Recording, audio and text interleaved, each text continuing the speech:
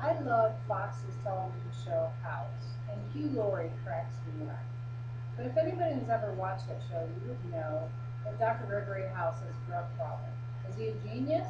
Yes. But if this were real life, would I want my surgeon or doctor to be on drugs or alcohol? No. Nor would I want my kid's bus driver or my pilot or my co-workers to be on drugs or alcohol. According to recent statistics, 19.9 million Americans are illicit drug users. This is not including alcohol abuse of prescription drugs. This country has a problem, and America's drug use affects all Americans. Drug testing can be the answer. First, let's put drugs into some perspective with some statistics. According to the Substance Abuse and Mental Health Services Administration in 2007, 55.3 million adults were binge drinkers in 2007, and almost 80% of them had jobs. Industries with the highest amount of users are food services and accommodations with 17.4%, and construction workers with 15.5% in the month studied.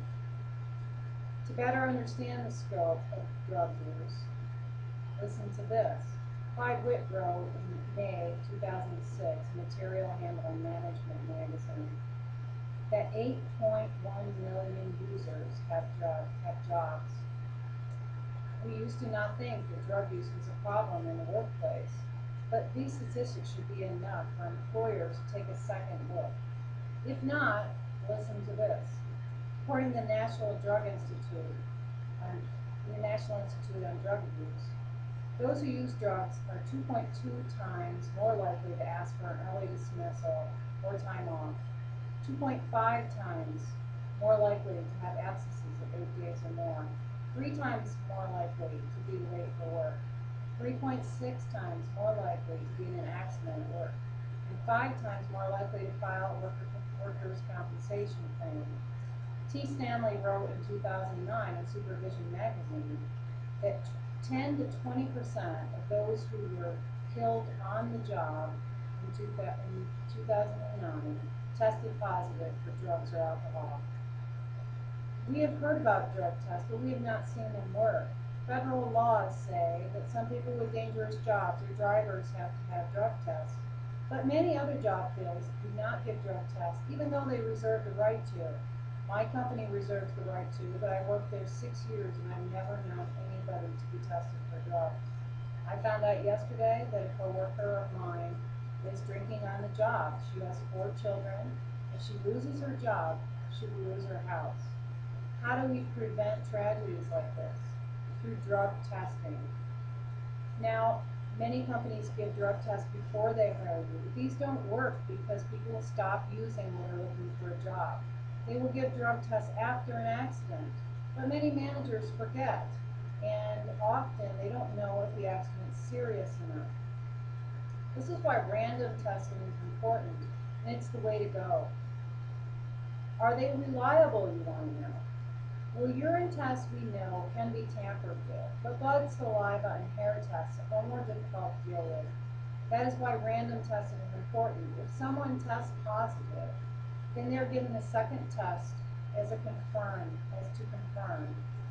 If it is confirmed, the company has a rehab plan as the course of action.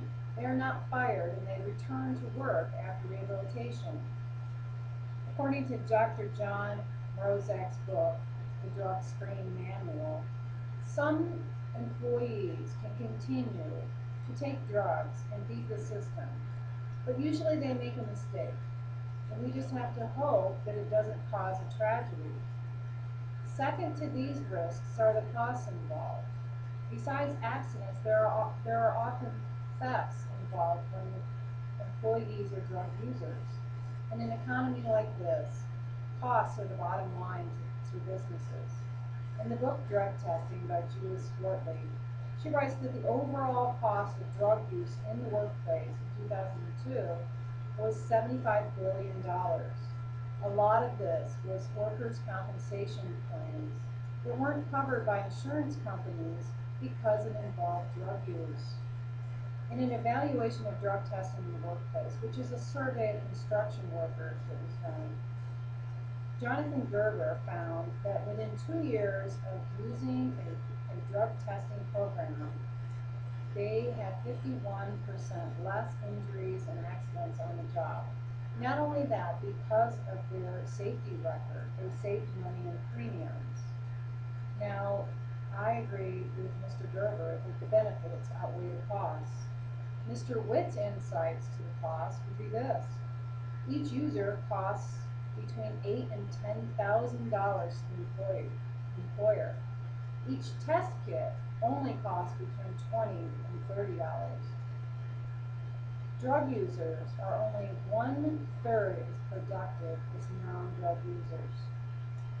When we know this, we have to say the drug testing can be a strategic step to stronger, safer, and more successful establishment. To not test would be foolish. We come to this conclusion: America is in trouble.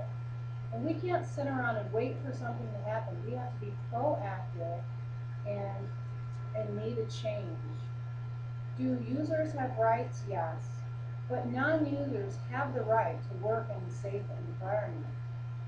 We've seen the costs of users, and these costs come down to every American and the prices that we pay everywhere we go for the dangerous situations we are put in because we don't know if someone is on drugs or alcohol. Occupational drug testing needs to be facilitated in more businesses as a proficient and promising way to address America's drug problem. We can have a better work environment, we can save money and save lives.